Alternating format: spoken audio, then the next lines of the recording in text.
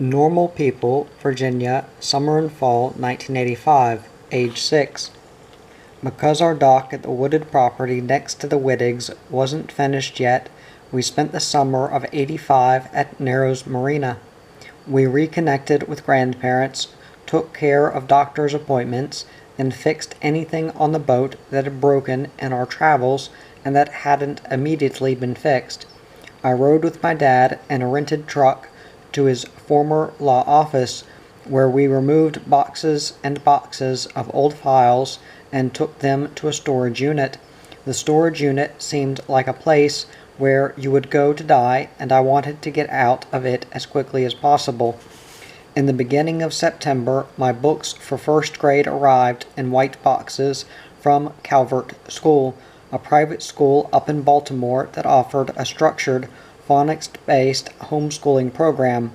I made a big show of opening the boxes, snowing the floor of Cheneux with styrofoam peanuts, pulling out thin books, yellow number 2 pencils with Calvert School written in gold on the sides, larger teacher's manuals for our parents to read, crayons, and construction paper.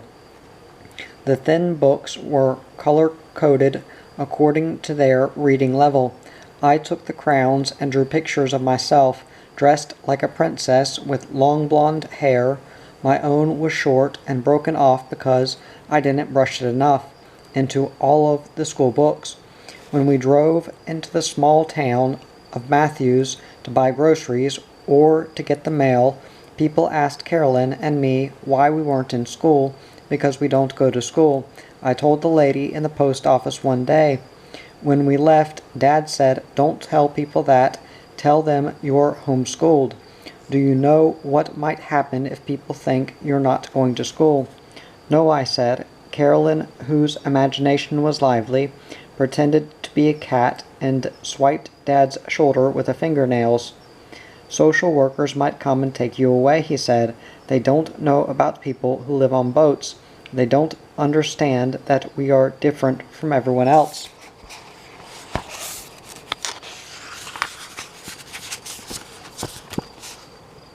I thought it might be kind of fun to have a social worker come out to the boat and try to take us away. Maybe I'd go voluntarily just to see what Dad would do. This was more of a fantasy about living someone else's life than it was about leaving my own and defying my dad. We lived one way and everyone else lived another, and I was curious what their lives were like. I watched people watching us and knew that they were wondering who we were. Matthews was the kind of small town where everyone knew everyone else and had for generations, and we stood out due to the fact that we didn't seem to follow the normal constraints of society. My parents didn't work in a conventional sense. Carolyn and I didn't go to school. We didn't go to any of their churches, Baptist or Methodist, as those were the two main choices in rural Virginia. We went into town when we needed to, but never stayed any longer than necessary. We didn't eat at the restaurants where they ate. "All those cows eating that greasy food," my dad would say. "They'll probably all have heart attacks." "People aren't allowed to be different," Dad said. "That's what's wrong with the world." His nostrils flared and turned red, the way they always did when he was mad about something. He gripped the Oldsmobile's wheel and jerked the car around the curve at the marina entrance. "You girls are going to have so many more opportunities than kids who go to regular school," he said. "You'll appreciate it someday." The most exciting thing that happened that fall was the grain grinder. Mom ordered it from a health food catalog because wheat berries stored longer than flour, and when it showed up, she spread all its parts out over the salon table. It weighed as much as an outboard motor, and the stainless steel glistened. She attached the bowl and showed us the stone teeth inside the mouth where the grain disappeared.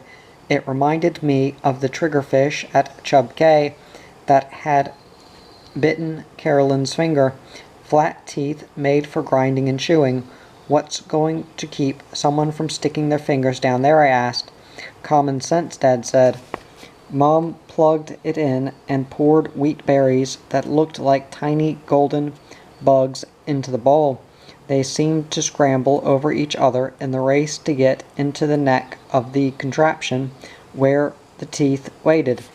Watch this, Mom said, and she slid a pan beneath a spout at the end of the machine.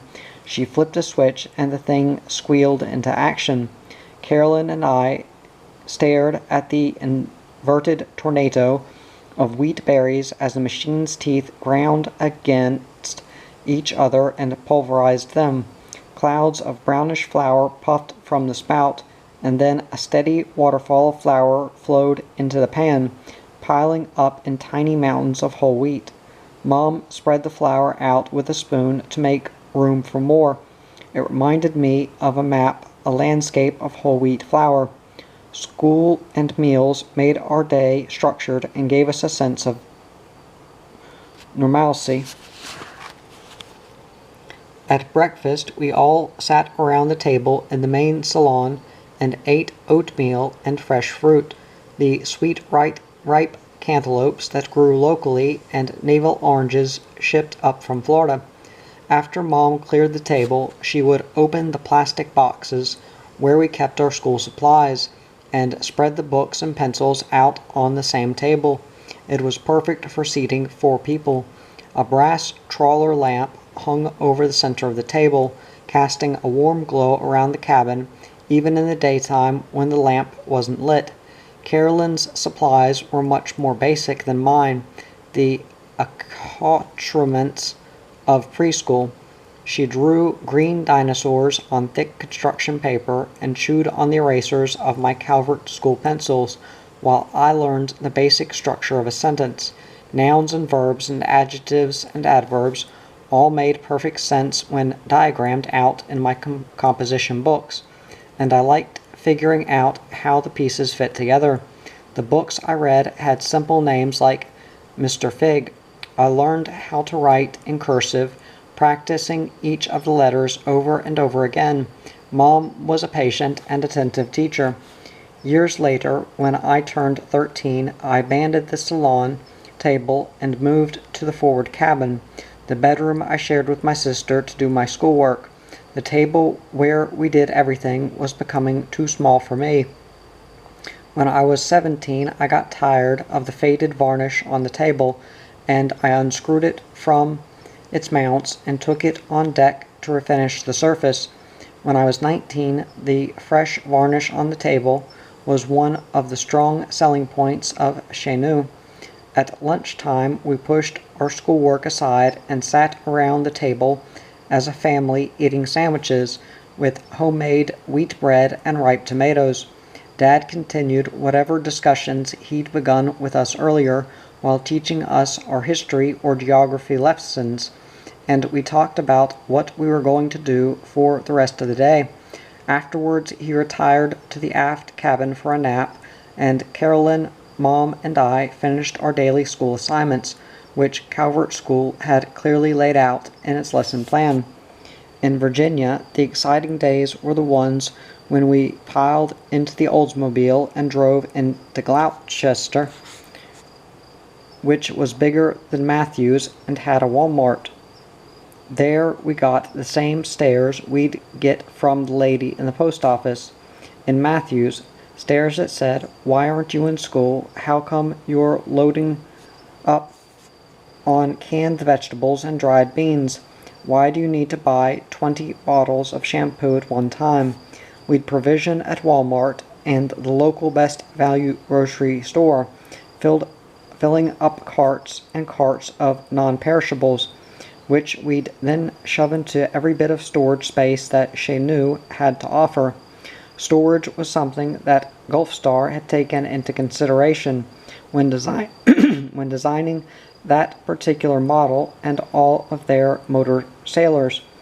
There was storage under the settee, under the berths, under the cabin sole. There was so much storage that people in the 70s and 80s dubbed the boats marijuana barges, seeing as how they'd be ideal for smuggling.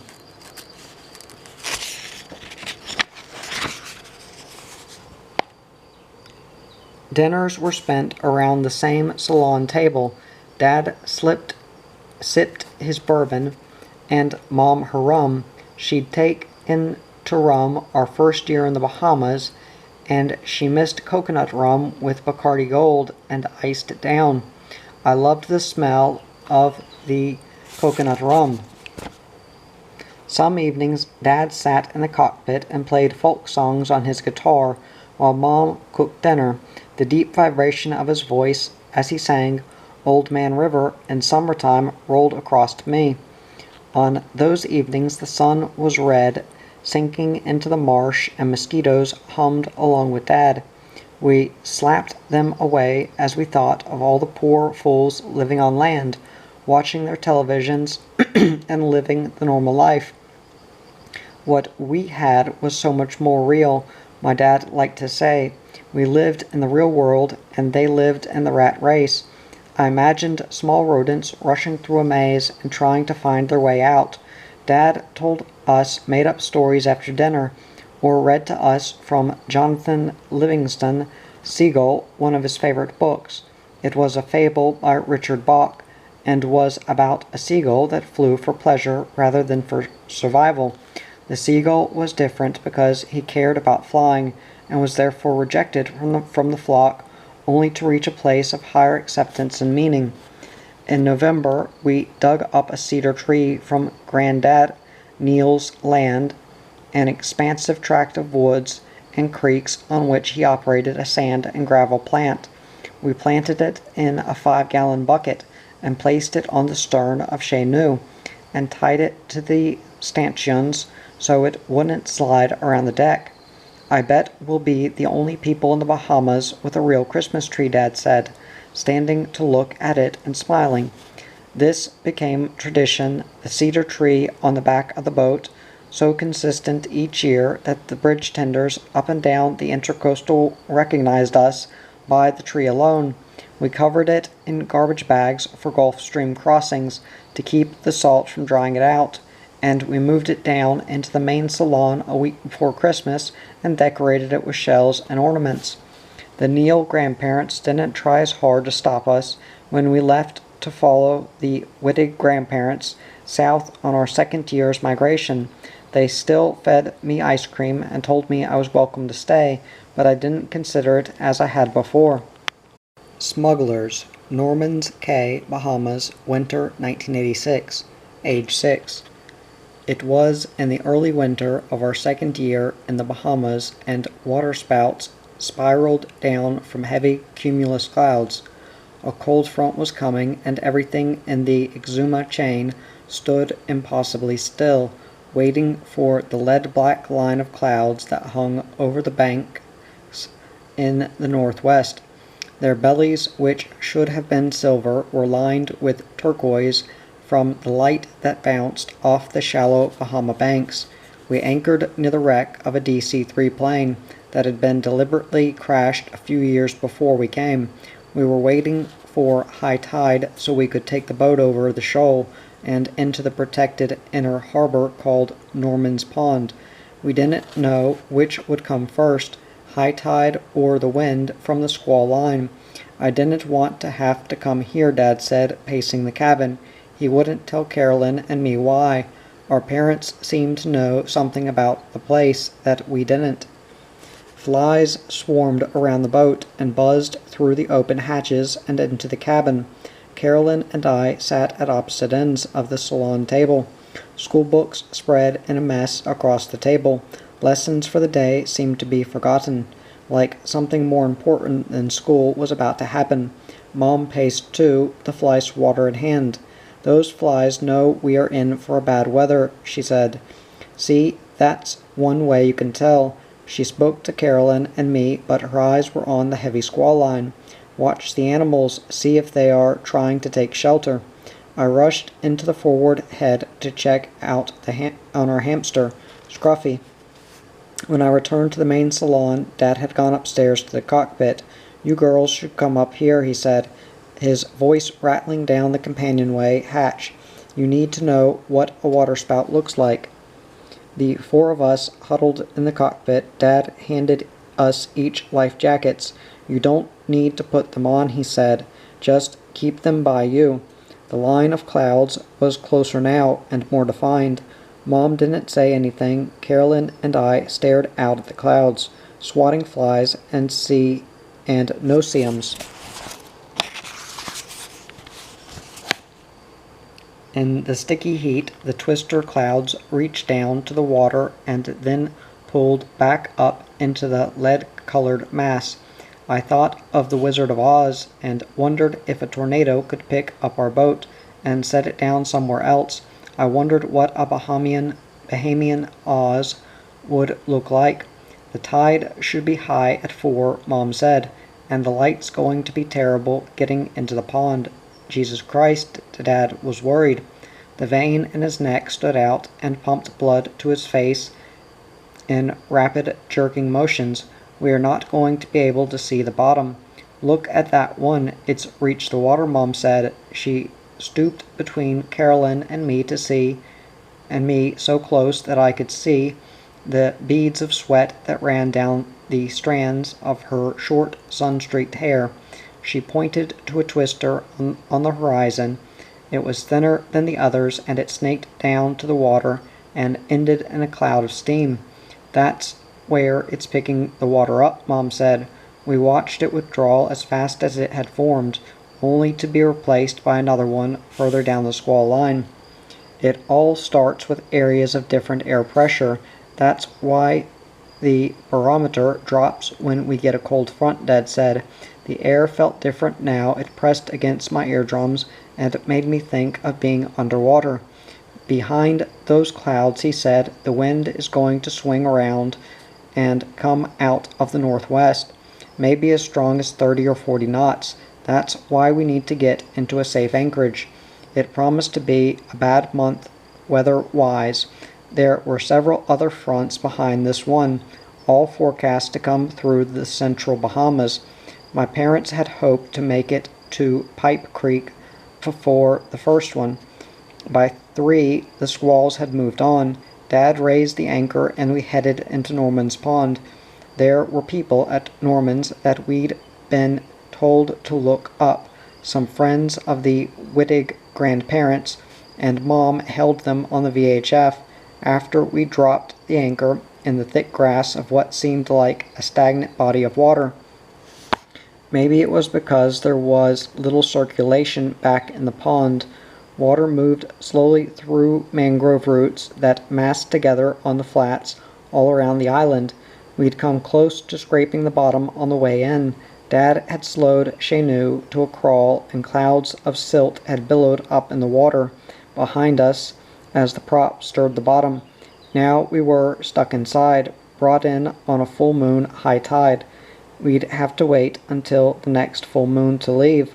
A man's friendly voice on the VHF said, "Come ashore when you're settled in, Mel, and we'll show you around the island."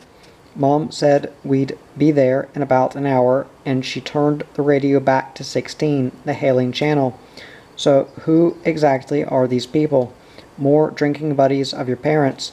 Dad spoke from inside the engine room, where he was checking fluids and looking for leaks and listening to the Perkins. He did that every time we shut the engine off. He called it putting her to bed. "Tom, my parents don't spend all their time drinking. Maybe not all, but a lot." He hoisted himself out of the engine room hatch, which took up most of the space in the floor of the main cabin. When Dad was in the engine room, there was no moving around the boat. Everything we were doing had to be put on hold until he was finished. This was fine if all he was doing was checking the oil, but sometimes he had the floor torn up for days. About an hour later, we all piled into the dinghy and motored towards the shore, where the man had told us to meet him. From the middle of the anchorage, Norman's was a pristine and beautiful island. The hills crouched low as if they were the bunched muscles of some prehistoric lizard, covered with small mounds of green, dry palmetto scrub. We headed towards a dock that was barely visible against the shoreline. When we got closer, Dad slowed the dinghy and wavered his course like he was about to turn around. The dock was in shambles. It looked like a large vessel had rammed into it and torn down several of the pilings.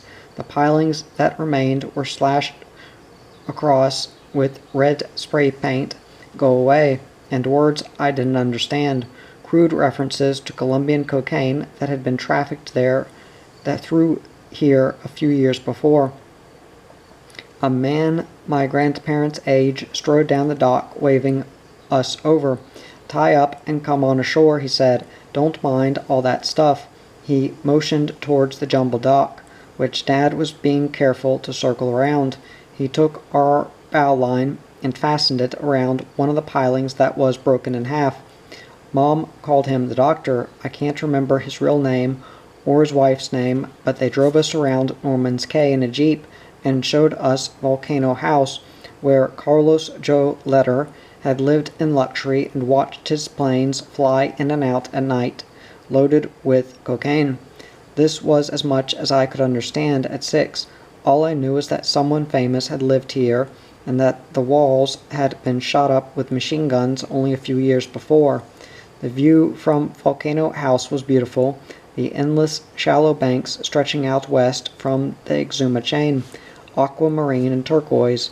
I didn't like being inside the house. It felt stuffy and dark, like it didn't belong next to that beautiful stretch of water.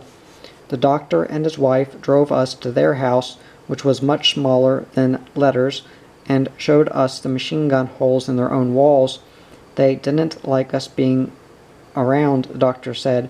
If you weren't on Letter's side, you might as well have been dead. We finally left for about a year and let it all settle. Nothing looked very settled at Norman's. I felt like someone was watching us from the shadows, but Letter was serving a life sentence in federal prison in Illinois, and the only people on Norman's were a few American expatriates and cruising boaters like us. The bullet holes and the doctor's calm manners made me nervous, and I wanted to get off that island. We were stuck for a month waiting for the next full moon tide that would be high enough for us to make it out of Norman's. Pond. Hammerhead sharks haunted the mangroves around the pond, so I didn't even want to go swimming. It was a strange time, almost as strange as Rat Cay, but very pleasant. The cruisers who passed through Norman's Cay had potlucks at Volcano House, drinking rum in the tiled rooms and gazing out at the moon-swept Bahama banks, where the water stretched shallow for miles. I remember noise and fighting. When the next cold front came through, a large motor sailor dragged down on us in the middle of the night, and Dad ran outside in his underwear, screaming at the man on the motor sailor. "I've got kids sleeping inside, and you're threatening our home and our lives." He aimed his high-powered spotlight at the man's vessel, which was bearing down on us fast. The man covered his eyes. Of course Carolyn and I weren't sleeping anymore. We had climbed into the cockpit to see what was going on. "Tom, it's not his fault that his anchor dragged," Mom said. "Like hell it's not." Dad walked up to the bow, where the motor sailor's bow sprit was linked underneath ours. He took a boat hook and stepped on the other vessel, pushing its bow sprit down so that it slid out from under ours. Then he used the boat hook to push the other boat away from ours. It slid by in the night while the wind screamed in from the northwest and chilled my arms so much that my hairs prickled up. The man on the other boat stood on the bow like he couldn't believe what had just happened. He kept dragging anchor toward shore. Dad ushered us below and back to bed, and then he got in the dinghy to go help the motor sailor. Now that it was past us, it wasn't a threat anymore, and he could help without being worried about his own boat and family. That's the way he was. If anything he owned or anyone in his family was being threatened, nothing else mattered, and whoever was doing the threatening could go to hell. Dad didn't have much sympathy for people who dragged anchor. It's almost always their fault, he said. Whenever we anchored, he made Mom back down hard at the helm until he was sure the anchor was set. He studied the mud on the anchor when it came back up and remembered the places that he had the best holding, and we never dragged. The Space Shuttle Challenger exploded off the coast of Florida while we were in Norman's Pond, killing all 7 aboard. It was January 28, 1986. As with all major news, this information was passed along from boater to boater over the VHF radio, being transmitted through abstract circles of radio reception. On our last night in Norman's Pond, phosphorescence lit up the water, caused by millions of tiny jellyfish floating out from the mangroves on the full moon tide. The black water looked like a meteor shower was running through it. We stood on the deck of Chenoo and watched, and I felt the boat swinging on the current and knew she was ready to move on. We never went back to Norman's Cay either. Tadpoles and Tritons, Little Pipe Cay, Bahamas, winter 86, age 6. Dr. Dog told us about a cistern on Little Pipe. There's nobody living on the island right now, he said, so all you have to do is open up the top and dip a bucket. They were always giving us tips on where we should go and who we should meet. We didn't see them much since their cruising schedule was different from ours. They headed south earlier and were usually on their way back by the time we made it to the Exumas, but their influence followed us. They'd sat with my parents at our salon table and looked at the charts, marking off in pencil every cruiser accessible cistern on every island in the Exumas. Most of the fresh water in the Bahamas came from cisterns, built underneath the houses with pipes running from the roofs and channeling rainwater. We docked our dinghy at the crumbling cement pier that jutted out beside the island's east-facing beach. A trail ran up the hill to a clearing where a deserted cottage sat next to the flat concrete top of the cistern. Since it hadn't rained in weeks, bird shit had caked up on the roof and the pipes, and my mom groaned. "It's a good thing we're not drinking this," she said. We drank rainwater back then, but we caught it on the clean decks of Chenoo. Every time it rained, we scurried around the decks, naked, plugging the scuppers up with clay and opening the fill pipe to the water tanks. This caused the fresh water that we collected on our decks to run into the tanks rather than out through the scuppers and into the sea. We had brought out our laundry ashore, and we carried it up the hill in mesh bags. Carolyn and I struggled under the weight of a month's worth of dirty clothes. We set 2 Rubbermaid buckets side by side next to the cistern, one for washing, one for rinsing. We'd brought a smaller bucket with a piece of rope attached to the handle for dipping water out of the cistern, whose wooden cover slid off easily. Oh, wow, I felt my breath whoosh out of my lungs into the cavernous interior, almost like the cistern was sucking it away from me. The inside looked the same as most Bahamian cisterns did. The walls were lined with green algae. The bottom glistened brown and gold like the skin of a flounder under several feet of fresh rainwater. Tadpoles wiggled sideways, up and down, and gathered in the shady corners to get away from the sunlight that we were letting in through the opening. "Let's catch a tadpole," I said, elbowing Carolyn. Carolyn and I dipped the bucket, trying to direct it into the tadpole-filled corners, while our parents admired the view from the top of Little Pipe Cay's low hill. Our sailboat rested at anchor to the east between Thomas Cay and Little Pipe, in a stretch of aquamarine water lined on either side by shallow brown reed. To the north, the 2 hills of Compass Cay, Pipe Creek's highest island, rose above the rocks and crags of Joe Cay. White sand flats stretched between Joe and Big Pipe.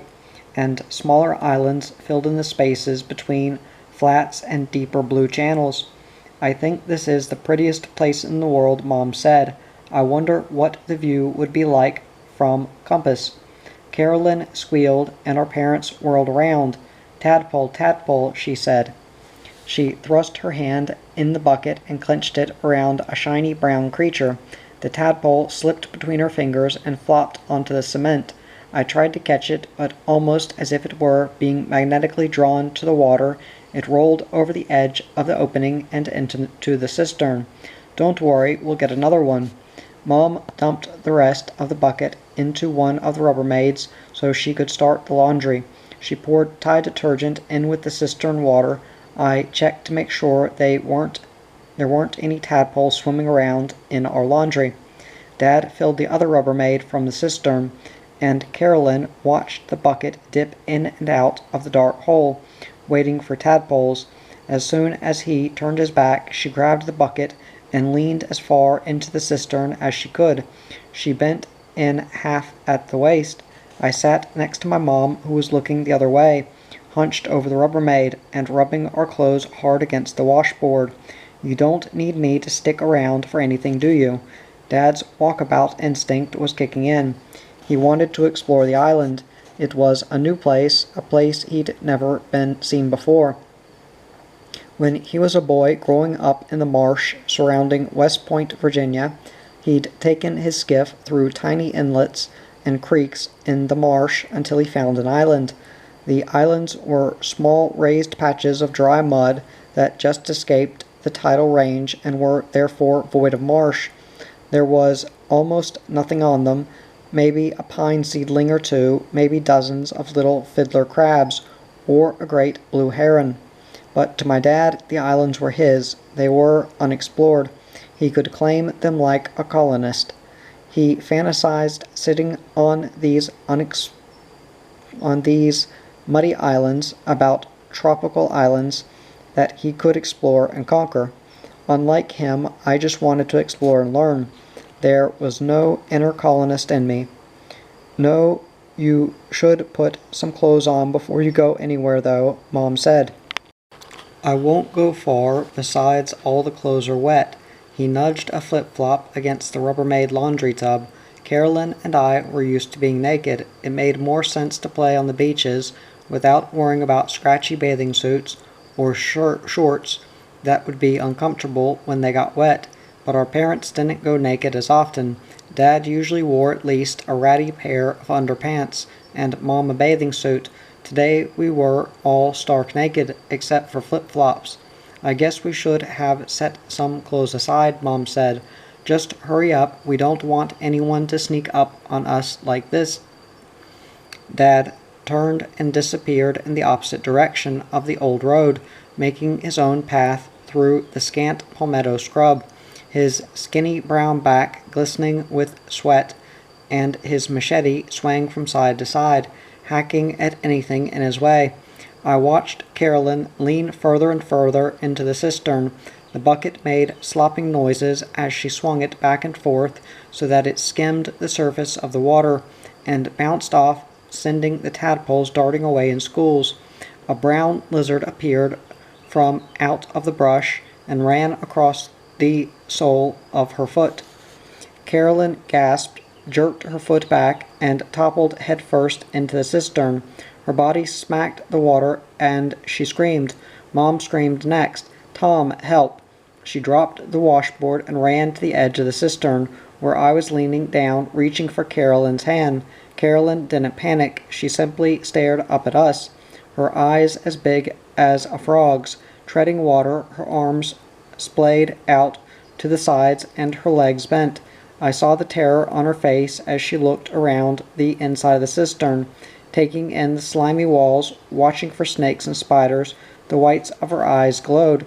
My dad hadn't wandered far because he showed up immediately. He and my mom leaned into the cistern together and grabbed Carolyn by the wrists. They pulled her out with one heave. She didn't say anything, but she stared back into the cistern like she'd seen a ghost. One tear ran down her cheek. She wiped it off and sat down on the cement. "Oh, hell," Dad said. "The bucket's still down there." "Just leave it. We have more buckets." Mom didn't want anybody else venturing into the cistern. It was only a few feet deep, but the cool, dark blackness made it look like an endless cavern. "Buckets cost too much," Dad said. He went in feet first, lowering his body through the dark hole. "There'd better not be any snakes in here," he said. "Don't worry, Dad. There aren't any poisonous snakes in the Bahamas," I said. I had been reading field guides with religious fervor. "Snakes, no. Spiders, yes," Mom said. "Black widows especially." My dad glared at her and ducked out of sight. He returned a few seconds later, bucket in hand, and hoisted himself out. "No spiders," he said. He slid the cover over the cistern's opening.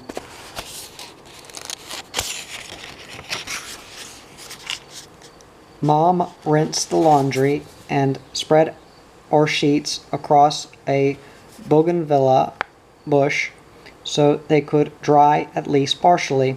We planned to hang the rest of the laundry from the boat's rigging and lifelines with clothespins.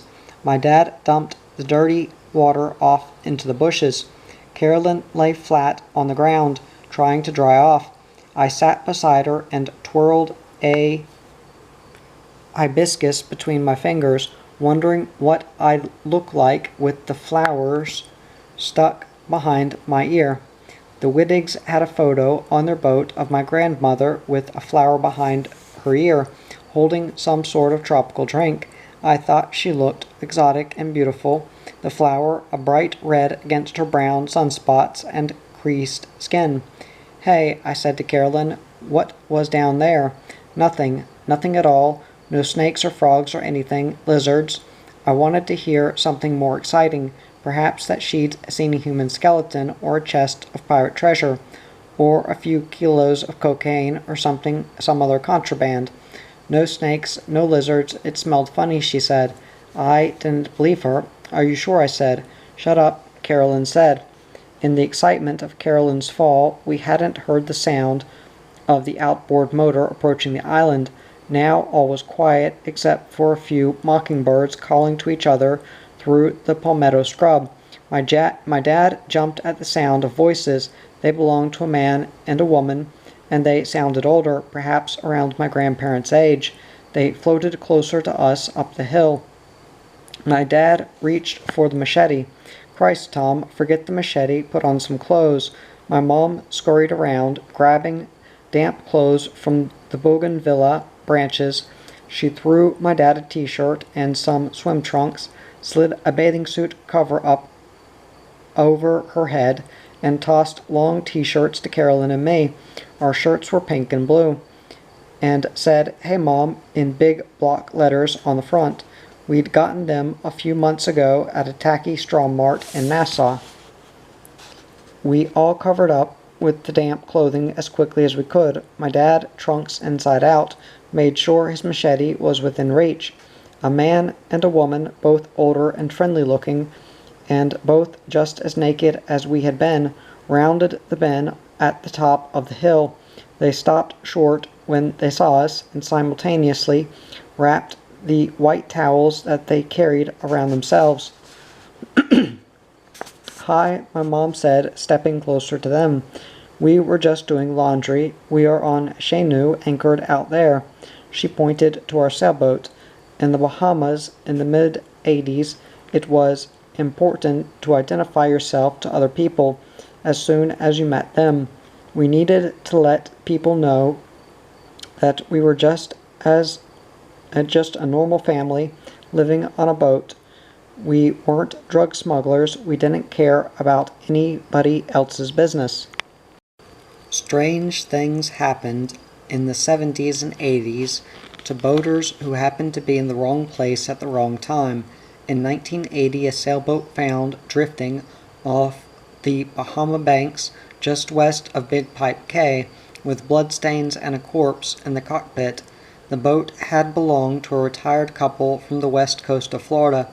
The closest island to where the boat was found was just a small rock, with no vegetation or life of any kind. People started calling it Dead Man's Cay, although the name never made it onto the official maps and charts. I learned years later that the couple had left Fort Myers, Florida, on their dream cruise a few months before they had been murdered. The newspaper article I found didn't say much else, except that Carlos Letter's people at Norman's were suspected of committing the murders. The strangers on Little Pipe relaxed when my mom told them she was the Wittig's daughter. "Oh," the woman said, "we saw them a few weeks ago. I guess they're headed back to the Chesapeake now. They told us to come here," Mom said. "They said nobody used the cistern, so we could do our laundry here. Just don't tell anybody else about it," the woman said. "Sometimes boaters take advantage of this kind of thing, but I'm sure you all know that." We did. We knew about the bad reputation many liveaboards carried with them from port to port. They dumped their garbage on pristine beaches in the middle of the night, stole water from docks and cisterns, and went naked in populated areas. My dad always got mad at people who, he said, give the rest of us a bad name. Sam and Layla were good friends of my grandparents. They were also nudists. I'm not sure what their relationship to Little Pipe Cay was, whether they owned it or simply looked after it for the owners. Not many Americans were allowed to own land in the Bahamas then. Most people leased islands from the Bahamian government for periods of 50 or 100 years.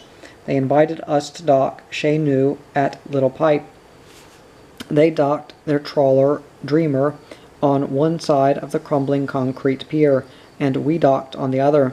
Layla gave my sister and me chocolate, and she fed breadcrumbs to the rainbow of fishes that gathered under the trawler's stern every evening. A beautiful coral reef lined the shore of Little Pipe, but Layla wouldn't let anybody go near it. "Those are my fish," she said. "They trust me because I feed them. I can't let anyone just come here and catch them." Dad contented himself spearfishing elsewhere. Little Pipe was a nice place, and was protected from cold fronts. Sam and Layla sat inside their boat with the curtains drawn, doing whatever it was that they did. We were careful never to disturb them. They kept their towels on a hook by the sliding door of their cabin, ready to cover up in case we knocked.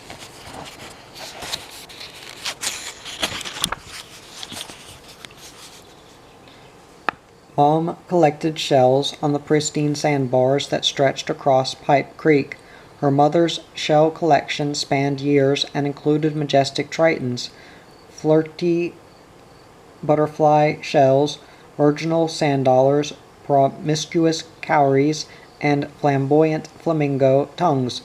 The shells told the story of their years in the Bahamas. Mom's own collection was small, but she added to it with a determination. Carolyn and I followed her, our small footprints next to hers on the sandbars, which, when we arrived, were void of any footprints at all. We rarely saw other people on these expeditions. Sometimes George and Joni from our previous winter at Rat Cay drifted by in gypsies, tiny, tender, trailing a fishing line and drinking vodka from a thermos. We waved at them and exchanged friendly but distant nods, and went on with our shelling. Dad made fun of us for collecting shells. There was nothing useful about a shell, he liked to tell us. We should be doing something more productive, like joining him on his diving trips, and spearing fresh fish that could be eaten for dinner. A shell was just a decoration. Yet he still picked up the occasional shell for Mom when he was diving. Once he returned to the dinghy with a smooth white milk conch, smaller than the queen conch, which we collected and ate regularly. The animal had died and left its shell immaculate next to a coral head that Dad checked frequently for spiny lobsters. Mom wanted a triton. The triton, a majestic sea creature that in the Pacific can grow to over 20 inches long, is really a giant predatory snail. The shells are flecked with brown and gold, with large openings that can be used as vessels for flowers or for other decorative purposes. The Wittigs had several, both aboard their boat and in their home. Mom asked Dad to keep an eye out for one while he was diving, and she searched the shoals day after day, for the brown tip of one sticking out of the white sand. We did schoolwork in the mornings, and in the afternoons we searched for Mom's Triton. The crumbling pier on Little Pipe flanked a small beach. It wasn't a good swimming beach, since it was rocky and the bottom was covered with turtle grass and sharp objects like baby conch and sea urchins. Carolyn and I spent very little time on it, even though our boat was docked right there next to it.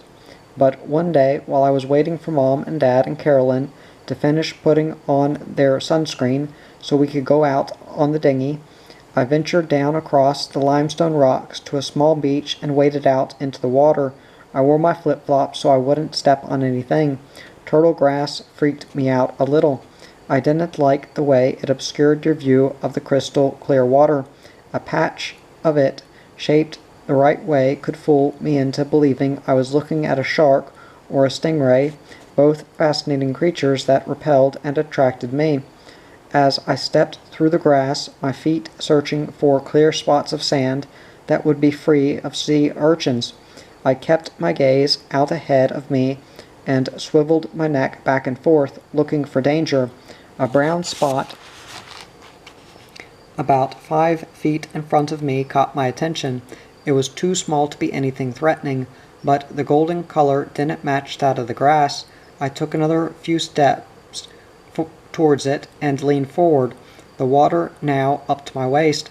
I couldn't tell what it was, so I took a breath and dove, opening my eyes underwater. Without a mask, my view was hazy and blurred, and the salt burned in the same way that chlorine in a swimming pool burns your eyes. A small jack moved out of my way as I reached for the object. Could it really be? The Triton was heavy, and as I lifted it out of the water, it reached towards me with its thick upper column stabbing at my hand. The water slid off its surface, creating a glistening sheen that made the gold and brown on its shell appear to be melting off. I raised it over my head and yelled, "Mom, Mom, come see what I found." It was over a foot long and weighed so much that I struggled as I waded back to the shore, this time not paying much attention to where my feet fell. I squeezed my toes together to grip my flip-flops, which would have been sucked off my feet by the water and mud had I not. I reached the beach and turned to see Mom, striding down the pier at a clip.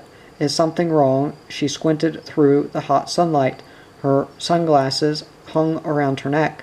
She'd forgotten to put them on. "What do you have?" "I found one."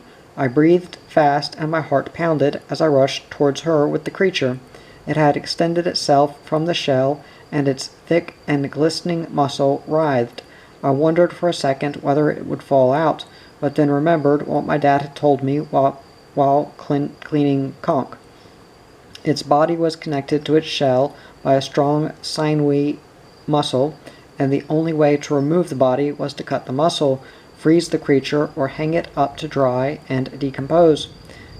With conch, unless you wanted to keep the shell, you pounded small holes through the spiraled top, right above where the muscle would be, and then stabbed through the hole with a knife, reaching around until you felt the muscle give. In a few years, I would become just as good at cleaning conch as my dad was, but not quite as good as the Bahamians. My arms ached as I raised the Triton and presented it to my mom. She stared. "You found one," she said.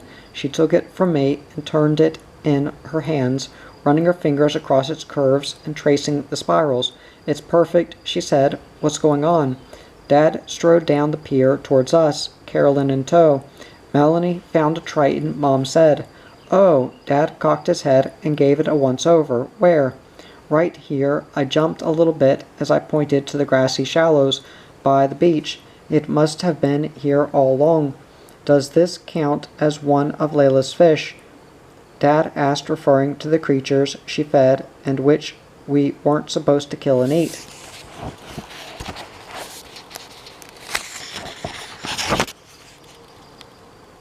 "Well, it sure isn't a fish," Mom said, cradling the Triton. The creature had retreated back into its shell, possibly realizing that it may be out of the water for an extended period of time and needing to conserve moisture. Do you want to keep it? Dad took it from her and flipped it over, staring into the opening.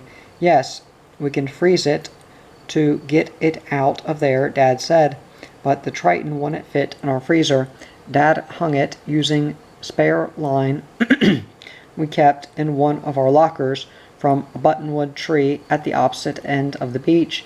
He hung it with the opening facing down, and after a day flies had found the Triton and buzzed and hummed around it as they feasted on the body, which had ejected from the shell and hung limp. A few more days, and the meat had withered and shrunk to half its original size. On the 5th day the muscle tore from the shell, and the body fell onto the ground, where the flies and ants blanketed it. The smell of death coming from the far end of the beach was enough to keep any sane person away, but I checked on the Triton daily during this process to see what was happening. Mom took the shell, which still smelled, and soaked it in a bucket of Clorox and water on the back of Chez until the smell was gone, and any small pieces of the creature's flesh had washed away. The Triton was the only creature that we ever killed and didn't eat. Dead Man's Cay, the Bahamas, winter '86. One morning Dad was in the middle of shaving when Layla banged on the hole at 7. I always thought it was strange that my dad worked so hard to stay clean-cut. Most men on boats grew beards as soon as they left the States. Most women let their legs go, because shaving your legs with a limited supply of cold water, some people even bathed in the sea, was a bitch. Layla banged on our hole so hard the boat shook. I think Sam's had a stroke, she said. Dad followed Layla across the dock. Mom made sure Carolyn and I stayed below deck, eating whole wheat pancakes for breakfast. The pancakes were a distraction from what was happening outside. A few minutes later he was back in our main cabin, calling the U.S. Coast Guard on the long-range SSB radio. Reception was good that morning from the high-pressure system that sat over the Bahamas, keeping the wind low and the sky clear. The Coast Guard agreed to send a helicopter out from Miami. People all over the Caribbean tuned in their radios to the real-life drama. Soon the VHF radio was humming with calls as the news spread locally from island to island. People called out for a doctor, but there seemed to be none in the area. Mom answered some of the calls and ignored some, assuming that people who didn't find out from us would find out from someone else. The Coast Guard chopper sent the mirror-smooth water into a tornado of ripples and waves that circled out from the cement pier. There was just enough space for the pilot to land. Carolyn and I sat in the cockpit and watched. Small boats and dinghies drifted just off the pier, their occupants waiting to lend whatever hand they could. The noise and action didn't fit Little Pipe, where there was usually no movement, save for the clueless fish that Layla fed gliding under the hull of our boats. People had come all the way from Staniel Cay, the small settlement about 4 miles south. A 22-foot Mako center console, driven by a small man with a gray beard, cut through the turbulence, and a silver-haired woman stood in the bow.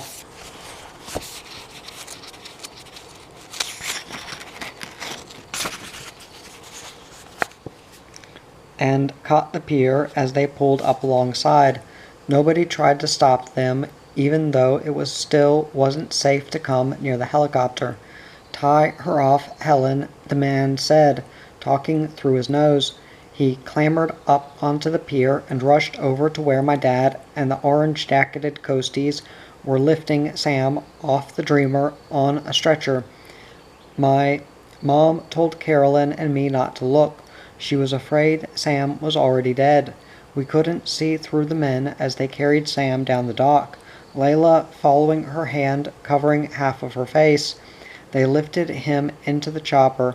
One of my mom's bathing suits flew off the lifeline, where it had been hung to dry, clothespins and all, as the chopper took off, sending its whirlwind out to whip at our faces and at the scrubby palmetto trees that lined the beach. For a second I wanted to be on the helicopter just because it was going somewhere. I couldn't imagine being back in the States in just a few hours. I was used to slow travel. The boats and dinghies swarmed in to the dock as soon as the helicopter disappeared. Carolyn and I were allowed off the boat, and we rushed over to the group of people surrounding our dad. "Sam's about the toughest guy I ever saw," Dad said. "All muscle, felt like a ton of bricks when I was picking him up." Carolyn and I didn't know the names of any of the people gathered on the dock. They were from Staniel, from Sampson, from Rat, and over yonder, and all the other small islands and the boats anchored around them. Any occasion that brought people together in Pipe Creek was rare, and the air steamed with excitement. We shouldered our way through the crowd of legs, reaching our dad. The people shut up. I didn't want them to leave because leaving would mean the usual routine: schoolwork until noon, a break for lunch, which we would probably be some sort of garbanzo bean salad, school until about 3, then a few hours of sitting in the dinghy while our dad went spearfishing. But the sputtering and choking of outboard motors began as the crowd of people headed off to their own secluded lives. The couple that I had noticed earlier in the Mako waved us over to the edge of the pier. Up close the woman smelled like jasmine, and the man had a tobacco streak down the front of his beard. His Hawaiian shirt was open, and a brown Buddha belly protruded over his denim shorts. Everything about him was disproportionate: skinny arms and legs, eyes that squinted up through the morning sunlight. "No school for you all today," he said. Carolyn and I liked him immediately. "Herm, that's up to their mom, not you," his wife said. She stood in the bow and raised her hand to us, shaking as if we were adults. Her arm was tanned and firm, despite the wrinkles on her knuckles and around her elbow. Herman and Helen Wenzel owned the lease to Compass K. They talked Mom into giving us a half day off of school so we could come see their island. We ate an early lunch because Dad hadn't gotten a chance to eat breakfast. Mom set a heavy stainless steel bowl of garbanzo beans in the middle of the table. "Don't complain," she said to me that before I even opened my mouth. I understood her reasoning. Canned garbanzo beans had lots of protein and they kept for a long time. I wondered how many more cans of garbanzo beans my mom had stored in Chez Nou's bilge. She set a plate of Wheatsworth crackers and a jar of Jif peanut butter next to the beans.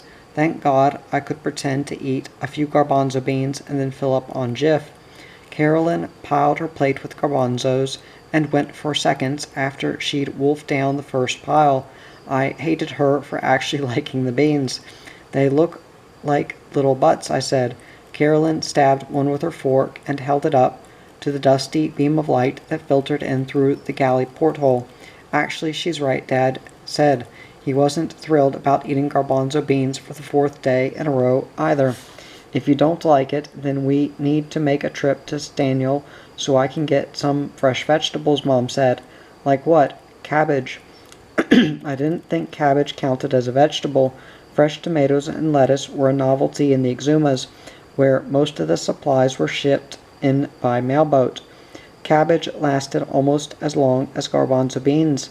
"Just eat the beans," my mom said. "Maybe we can get some conch and make conch fritters tonight. If we don't find any conch, we can make pizza."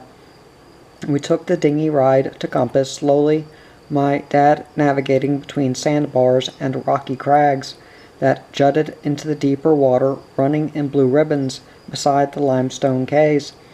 The shallow water entrance to the harbor at Compass was at the south end, and ran between 2 adjoining quays called his and hers.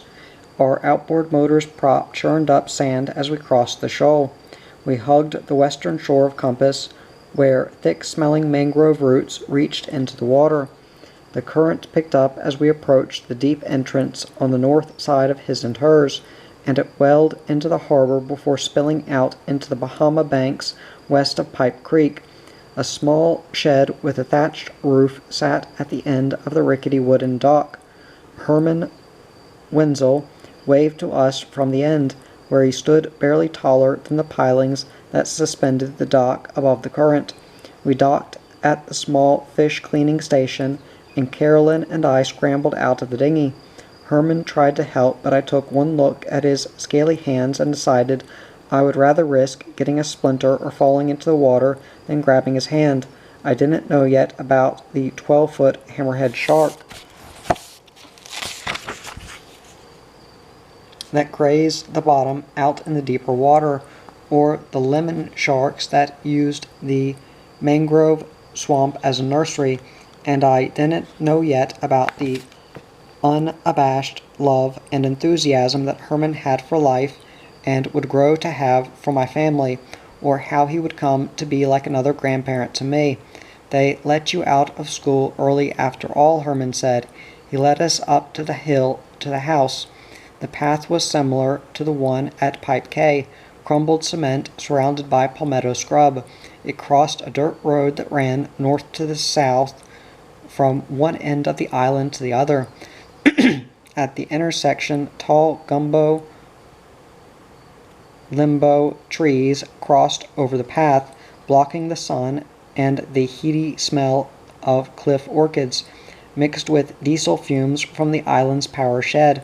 That's our generator, Herman said, motioning off to the left, where the 15-kilowatt monster roared in a wooden shed beyond the bushes.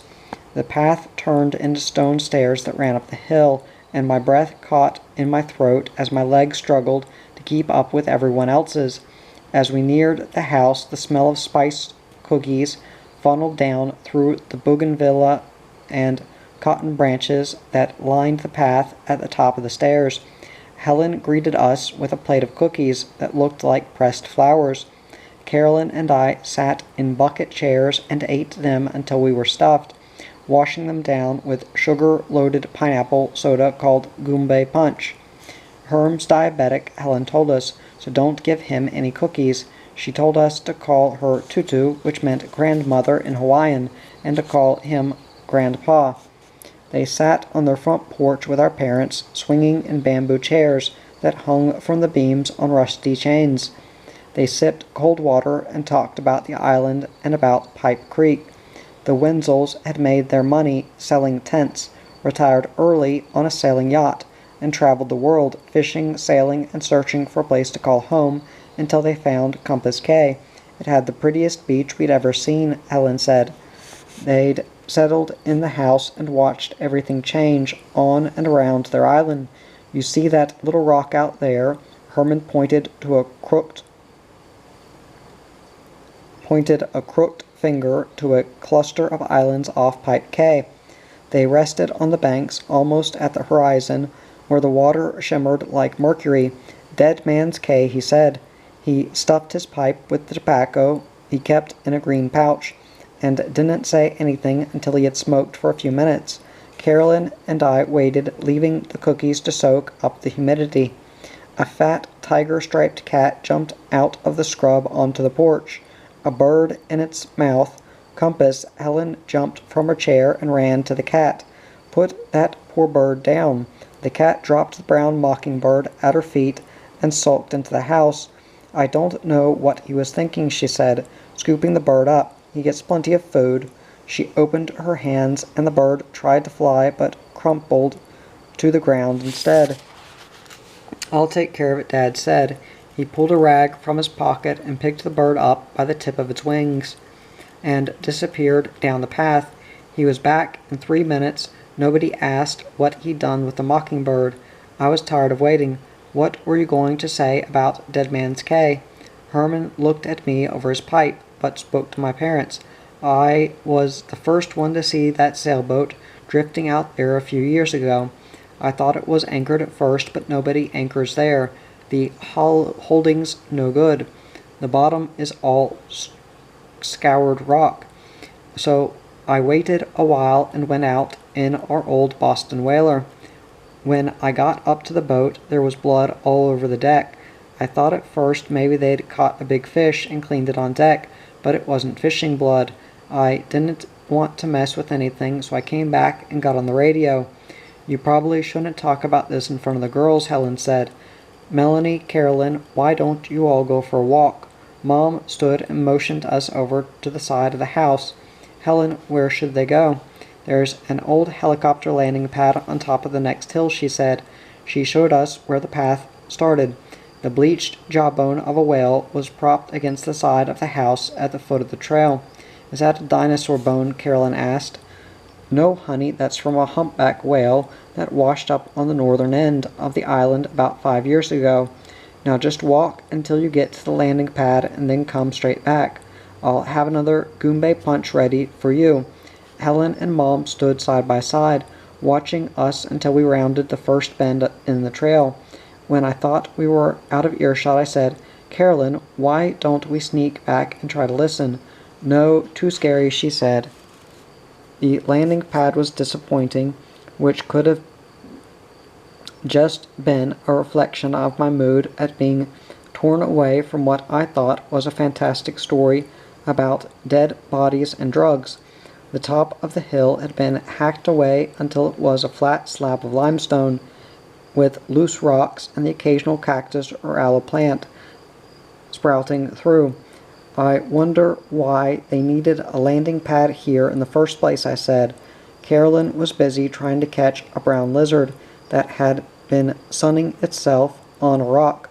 The hill where we stood was slightly taller than the adjoining one where the house sat. I had a better view of Dead Man's Cay, and I could see Chez Nous docked at Little Pipe. Our boat looked like a white and blue bathtub toy from up here. Compass was crossed by 2 sections of mangrove flats, so that it was actually 3 smaller islands connected by sand.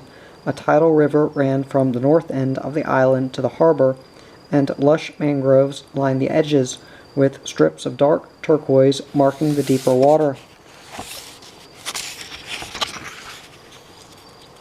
Dad placed a call on the SSB radio to the States the next day to inquire about Sam.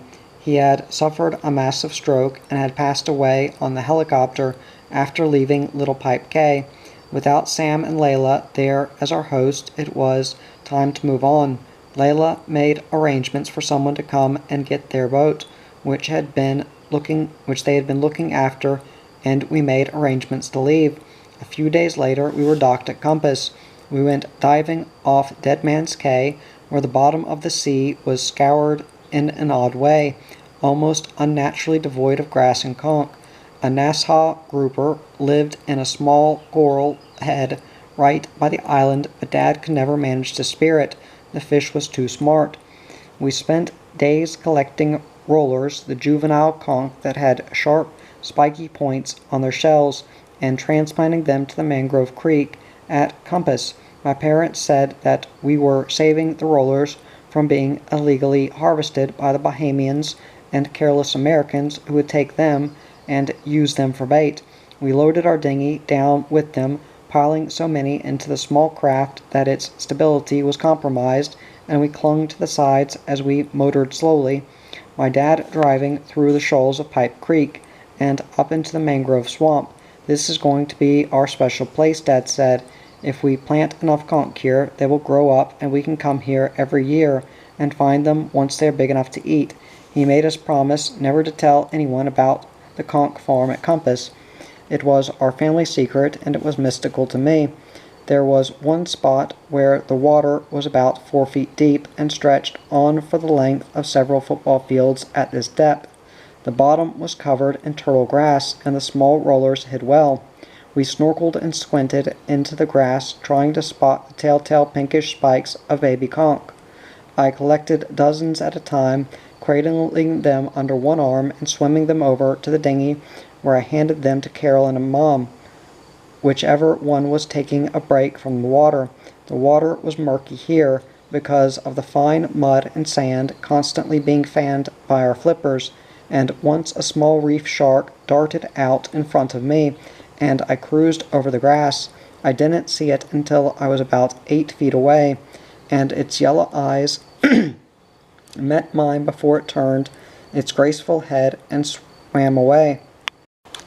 The reef shark was too small to do any damage, as were the barracuda that darted through the shadowy water, but always in the back of my mind there was a 12-foot bull shark located just outside the range of my visibility.